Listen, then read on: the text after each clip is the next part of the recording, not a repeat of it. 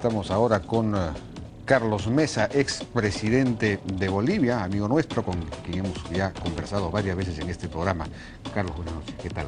Un gusto estar contigo, Jaime. Bueno, ha venido Carlos a la reunión de la CIP, donde ha hecho una presentación acerca del tema de la libertad de expresión en América Latina. También ha venido a la presentación de el último libro de Alfredo Barnechea, ¿no es cierto? Que además, entiendo, va a ser presentado este libro por tres expresidentes, Carlos Mesa, Alan García y Andrés Pastrana, ¿no? Correcto. Cacho, bueno, Alfredo es experto en esa... Creo que el libro lo vale, más allá de las consideraciones protocolares. Creo que se trata de un ensayo muy interesante a propósito de una visión que parecería peruana por el título, Perú, país de metal y melancolía, tomado de García Lorca, pero que de algún modo es una mirada al pensamiento latinoamericano del último medio siglo. Claro, porque se basa un poco en las entrevistas que él ha hecho a distintos líderes latinoamericanos, en fin, ¿no?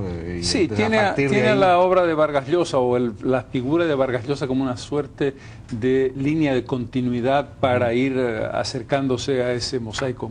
Realmente un libro interesante. Bueno, y el tema de la libertad de expresión en América Latina, que digamos es un tema complicado en este momento, ¿no es cierto? Con lo que está pasando en el Ecuador, en Venezuela, acaban de castigar a Globovisión con una multa de 2 millones y pico de dólares.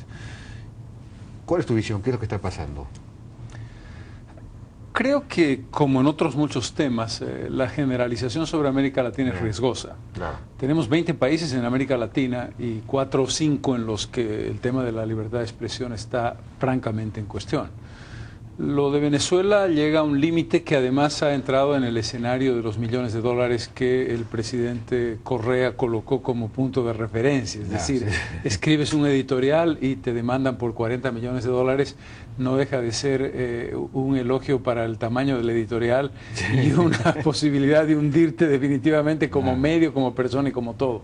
Creo que hay un despropósito en esta lógica que tiene que ver con una visión mesiánica y autoritaria, que creo que es el problema central. No puedes construir esta idea de encarnar un proceso si tienes medios que puedan expresar con absoluta pluralidad ideas discrepantes. Y creo que ahí está el meollo del problema. Sí, pues efectivamente. Y eso es notorio en Venezuela, en Ecuador. ¿Y en Bolivia hay algo de eso? En Bolivia hay un juego intermedio. Yo creo que allí el presidente Morales se ha manejado con mayor ductilidad. Yo diría que en términos generales hay libertad de expresión. Lo que tienes es primero un control a través de interpósitos propietarios de medios muy importantes. Empresarios venezolanos de origen desconocido que de pronto se hacen de un medio como La Razón, el más importante hasta hace poco tiempo del país, o ATV, una red de televisión muy significativa, y que además se produce un giro muy evidente de esos medios, no a un oficialismo descarnado, pero sí en una posición bastante condescendiente y semioficialista. Por otra parte, la construcción de una red poderosa de medios del Estado, la aparición de un periódico estatal, cosa que no veíamos desde los tiempos del MNR, y sobre todo una red de radios con el nombre de Patria Nueva y con el título de radios comunitarias, que no son sino el eco de la radio estatal, que se ha convertido en un mecanismo del uso de los medios públicos para la propaganda del gobierno. Pero la oposición tiene un espacio bastante plural para poder expresar en varios medios sus discrepancias con el gobierno. Y el tema de, bueno, los que ha estado en agenda en los últimos días, ¿no? Esta marcha indígena hacia la paz, que ya tiene casi 2 meses, creo, oponiéndose a la construcción de una carretera que atravesaría una reserva ecológica, ¿no? Que es territorio indígena al mismo tiempo. ¿Cómo se explica eso? Es decir, de alguna manera Evo Morales está traicionando a sus bases, a sus ideas. Él de alguna manera era el líder ecológico mundial, era una cosa así, así se presentaba ante las Naciones Unidas, contra este capitalismo que está destruyendo todo, etcétera. Y sin embargo, digamos, está tratando de imponer a troche y moche esta carretera. ¿Qué está pasando ahí? Se ha producido en el curso de muy pocas horas una circunstancia muy compleja que podría ser un parteaguas en el destino del gobierno del presidente Morales. Hace 3 días una elección por autoridades del Poder Judicial boliviano, sí, por voto popular. Hemos votado por Corte Suprema de Justicia, Tribunal Constitucional, Tribunal Agroambiental y Consejo de la Judicatura. 52 candidatos por los que teníamos que escoger los bolivianos. Resultado, 45% de votos nulos, 15% de votos blancos, 30 y algo por ciento, 37, 38 de votos válidos. No conozco ningún antecedente, primero, de una elección por la totalidad del Poder Judicial, y segundo, una elección en la que el 60% de los votos son blancos y nulos. Creo que se trata de un revés muy grande, porque además el presidente se compró el pleito y dijo, vamos a ir por el sí a la votación, claro, y el 70% de los bolivianos votarán por el sí a los candidatos. Esto no ha ocurrido. Otro elemento, vamos a tener elegidos candidatos que han obtenido como promedio entre el 5 y el 10% de los votos de ese 35% o 37% de votos válidos. Es una situación francamente surrealista. Esto ha sido un golpe muy duro a la credibilidad y a la fuerza del gobierno. Hoy día acaba de llegar la marcha a la que tú hacías referencia. Antes del tema de la marcha, algo que me ha llamado la atención es la manera de designar a los candidatos al... Bueno, como decías perfectamente, es raro que se elija, digamos, a una Corte Suprema, ¿no? Popularmente. Pero además, los candidatos a su vez fueron preelegidos por el Congreso, creo, que a su vez es dominado por el gobierno. La Constitución establece una preselección, es decir, es una Constitución aprobada en el gobierno del presidente Morales que tomó las previsiones del caso para garantizar ciertas cosas. Lo que el presidente quería era la legitimación de un poder judicial que hoy controla, pero a través del voto popular. Esa preselección, por supuesto, estableció que la mayor parte de los candidatos, si no todos, son proclives al gobierno o francamente gobiernistas. No. Y el segundo elemento más preocupante todavía es que eso fue en desmedro de la calidad profesional. Las grandes ausencias de los juristas de mayor prestigio del país que no estuvieron dispuestos al zarandeo de esa asamblea, genera también una respuesta. Es decir, no solamente están los que fueron elegidos con esos porcentajes minúsculos, sino quienes no estuvieron a ir a poner en juego su prestigio de muchísimos años como juristas. De acuerdo. ¿Hay más problemas de control, digamos? ¿Cuál es el nivel de independencia de los poderes? Porque ya con esto el Poder Judicial pasaría prácticamente a ser controlado. En realidad ya está controlado por el gobierno. Ya está controlado. Porque la Asamblea le dio en este interinato la posibilidad al presidente de designar a dedo, cosa que tampoco tiene antecedentes, a todos los cargos vacantes en la Corte Suprema de Justicia y a la totalidad del Tribunal Constitucional al que el propio presidente había descabezado, enjuiciándolos por prevaricato. Y los miembros del tribunal decidieron renunciar antes que someterse a ese juicio. Quedando vacante el tribunal, el presidente nombró un tribunal a dedo por una atribución que rompe el molde constitucional que le dio la Asamblea. Por lo tanto, este Poder Judicial, ya controlado por el gobierno, quería la legitimidad que hoy día está en juego. Es muy difícil plantear, por mucho que se posesione el nuevo Poder Judicial, que tiene legitimidad quien está con un 60% de votos nulos y blancos. Bueno, un control de esa naturaleza está ocurriendo también en el Ecuador, ¿no? Donde gracias al plebiscito se pudo formar una comisión que está en manos prácticamente del Poder Ejecutivo, del presidente Correa, para reformar el Poder Judicial. Entonces el director, y creo que así lo ha dicho él mismo, Rafael Correa, yo soy el director de la reforma del Poder Judicial, el jefe de la reforma, o algo así, es una intervención directa. Bueno, y no hablemos de Venezuela. Bueno, y entonces, el tema de los indígenas, está llegando hoy día a La Paz, creo. Llegó hoy día, ha sido un acontecimiento de una naturaleza emocional muy fuerte. En la plaza principal de la ciudad de La Paz, no la Plaza Murillo, sino la de San Francisco, que es el espacio más grande donde se concentran multitudes. Hay una reunión no solamente de marchistas, sino de un conjunto de población que está respaldando a los marchistas. La base del problema es muy simple. Hay un parque nacional en plena área amazónica que es fronterizo con el área de producción de coca de donde sale el presidente Morales. El presidente decidió hacer una carretera que parte en dos el parque nacional. vulnerando dos criterios básicos que la Constitución establece. Primero, la intangibilidad de un parque nacional que tiene su propio plan de manejo que sería roto con esta carretera, y segundo, afectando a 3 comunidades indígenas importantes del país, que son definidas por la Constitución como naciones dentro de la nación boliviana y que tienen el derecho de exigir la consulta previa y, por supuesto, el derecho de vetarla en caso de que esta consulta planteara un criterio de afectación a su propio hábitat natural y a sus territorios ancestrales. Esta primera prueba de consistencia no andina, porque lo que teníamos hasta ahora era una hegemonía indígena quechua-aymara, esta primera prueba de consistencia ha roto la coherencia del discurso. Primero, lo que tú decías, la defensa de la armonía ser humano-naturaleza, que fue el gran planteamiento teórico y retórico del presidente, y segundo, el hecho de que el presidente, antes de consultar a los indígenas, definió la carretera, y cuando los indígenas le pidieron la consulta les dijo: la carretera se hará sí o sí. Hicieron una marcha, se produjo una intervención policial con una durísima represión, lo que planteó algo peor, la lógica de que el presidente era enemigo de los indígenas. Entonces, lo último que uno podía esperar en el gobierno de Morales es que se produjera una confrontación indígenas andinos versus indígenas de las tierras bajas, lo que ha generado un alejamiento muy significativo de la clase media que todavía estaba respaldando al presidente. Tenemos que ir, si me permites, a una breve pausa. Por favor. Hola, ¿Y beso? ¿qué tienes en la boca? Cuenta la leyenda que la naturaleza se puso de acuerdo con sus habitantes para darles uno de los dones más preciados. A cambio, solo pidió una ruta de hermandad entre ellos. Y un día les dio la lluvia justa. Les enseñó que para que la vida tenga buen sabor, hay que dejarla madurar. Que estar lejos a veces es estar muy cerca. A clasificar sabores, sonrisas, pero por sobre todo, que los logros, como tener el mejor cacao del mundo, mágicamente están en la naturaleza de uno. Este cacao pone.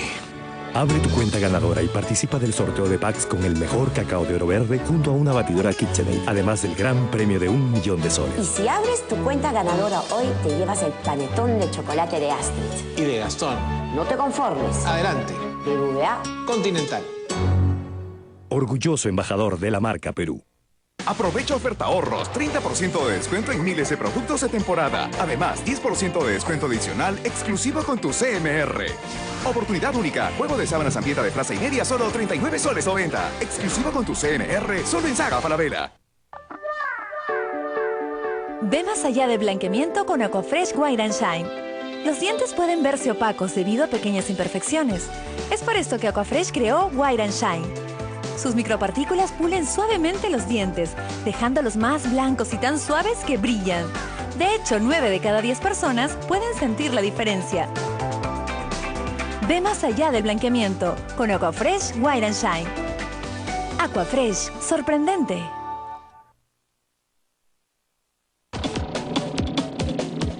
Estamos conversando entonces con el expresidente boliviano Carlos Mesa. Estábamos hablando de esta marcha indígena a raíz de esta carretera que atravesaría este parque nacional, esta reserva ecológica.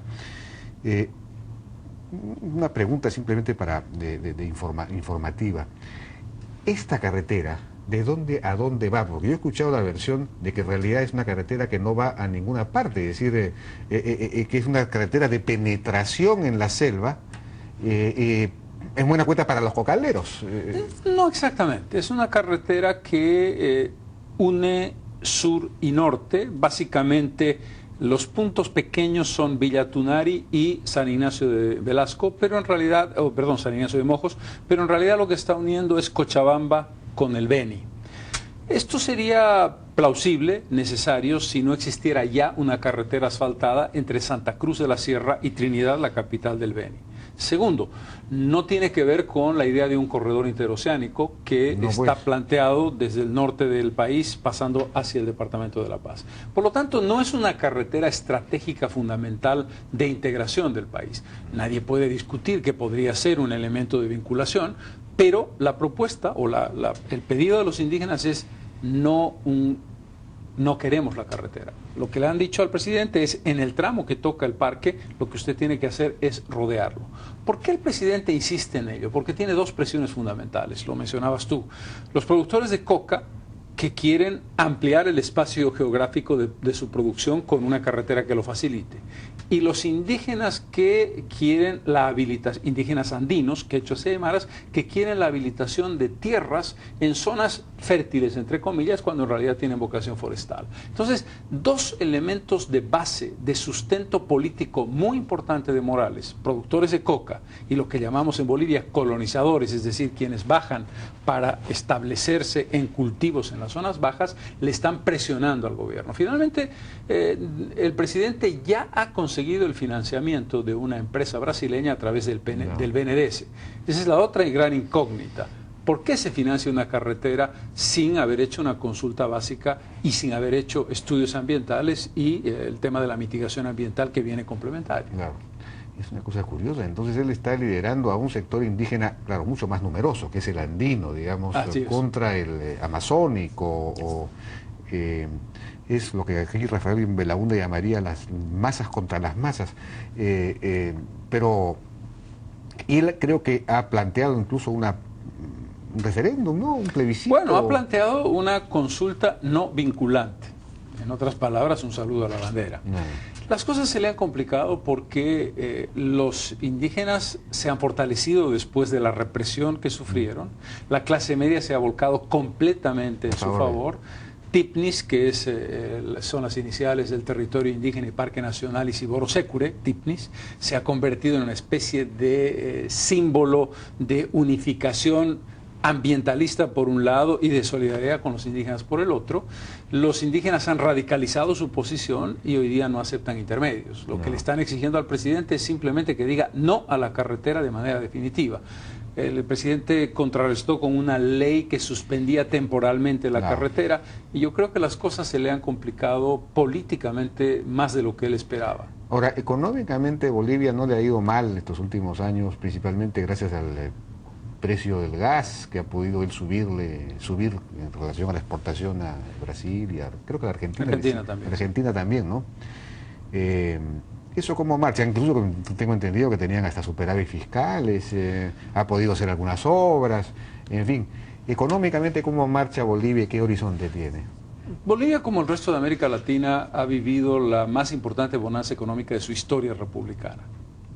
Esto ha generado 3 años consecutivos de superávit fiscal que no teníamos en Bolivia desde 1910, para que tengas una idea del impacto que esto ha significado. Bolivia tiene reservas equivalentes al 70% del Producto Interno Bruto del país, de las más altas del mundo. Tiene un crecimiento, ahí sí modesto, que está entre un 3,8 y un 4,5% en relación al conjunto de los países vecinos, y tiene un incremento de exportaciones en los últimos 5 años que han pasado de 1.300 millones al principio de la década a 7.800, casi 8.000 millones de dólares. Son indicadores macroeconómicos espectaculares que le han permitido al gobierno, 1, expansión de gasto, 2, bonos que tienen un efecto muy importante sobre los ciudadanos en cuanto a su adhesión al gobierno, y 3, una posibilidad de desarrollo de obras más o menos significativas en el ámbito de la infraestructura, aunque yo creo que lo que falla es una política social estructural. Lo que tenemos son bonos, lo que tenemos son medidas, digamos, que generan un tipo de prebendalismo, pero bonos es dinero que se reparte a los... Que no está mal. Tú sabes que la política de transferencias condicionadas tiene un efecto siempre y cuando vaya acompañada. ¿Son condicionadas esos bonos? De los 3 bonos, 2 sí. Uno, que es el bono a los ancianos, no, es una suerte de jubilación universal que en realidad heredó de Gonzalo Sánchez de Lozada. El bono Juancito Pinto, que es para los niños, que depende de la asistencia, de la escolaridad. Y el otro, que es el bono a las mujeres, que tiene que ver con la maternidad, y entonces hace referencia a que tú tienes que hacer tus controles de salud prenatales y tus controles postnatales más vacunación. Por lo tanto, hay un efecto interesante en ese sentido. Pero lo que no hay es un nivel de giro en la política de inversión en el área rural, que es el área más pobre de Bolivia. Yo creo que ahí Bolivia desperdicia una oportunidad de ingresos espectacular en eso, y segundo, en la cuestión del valor agregado, transformar nuestras materias primas en bruto a materias primas con mayor elaboración. Ahora, esta bonanza fiscal de la que ha gozado Bolivia tiene que ver con las inversiones en gas que se hicieron en la década del 90, digamos, ¿no es cierto?, con gobiernos anteriores. Pero ya no hay más inversión, ¿o cómo está el tema de la inversión? Ese es un tema complicado. Bolivia tiene proporcionalmente una de las inversiones más bajas de América Latina, porque la política de nacionalizaciones, algunas reales y otras inventadas del gobierno del presidente, han generado inseguridad jurídica, y por lo tanto, frente a escenarios como el de Argentina, Chile y Perú, en ámbitos similares, sobre todo en minería y también en energía, sea en el caso de Perú, la inversión internacional ha preferido acercarse a esos países y no a Bolivia. Bolivia tiene un grave problema energético porque, si bien es excedentario, es obvio, en gas, es deficitario en diésel y ahora deficitario en gasolina, lo que le está generando una sangría muy fuerte al Tesoro General de la Nación. Tenemos un superávit global, pero comenzamos a tener un déficit de Tesoro General muy complicado. Por último, ¿cómo ves el nuevo gobierno del Perú, el gobierno de Ollanta Humala? Yo te diría que hay un escenario internacional que ha definido, en mi opinión, el giro hacia una posición que ustedes quizás plantearían como moderada del presidente Humala. La estrella del presidente Chávez está en declive, no solamente por una razón de su salud personal. Yo creo que ya la curva de éxito, comillas, en cuanto a su expansión se terminó. El modelo no ha funcionado adecuadamente, por lo tanto no es lo suficientemente seductor. Por otro lado, la confirmación de Brasil como primera potencia regional y su éxito en políticas sociales sin tener que hacer rupturas muy fuertes económicamente, han planteado al presidente Humala una opción que él nominalmente ha escogido. Es decir, entre Chávez y Lula, o entre Venezuela y Brasil, Brasil es un modelo que él adhiere. Segundo, creo que la composición de la estructura de quien lo acompaña, al presidente, quienes lo acompañan, está mostrando niveles de equilibrio. Tercero, creo que la alianza con el presidente Toledo marca también balances y contrapesos. En consecuencia, el inicio parece ser un inicio en el que la continuidad del éxito económico será fortalecida por la inversión social mucho más eficiente o mucho más directa. Es muy pronto para hacer más juicios de valor y además sería imprudente ir más lejos que eso. Bien, Carlos, muchísimas gracias por tu participación. Y suerte, por el contrario. Ok, bien, ha sido Carlos Mesa, expresidente de Bolivia. Vamos a una pausa y regresamos con el biólogo de la Universidad Agraria, Marcel Gutiérrez, para hablar de los transgénicos, porque el gobierno acaba de enviar al Ejecutivo un proyecto de ley sobre la moratoria de 10 años para la introducción de cultivos transgénicos en el Perú. Regresamos.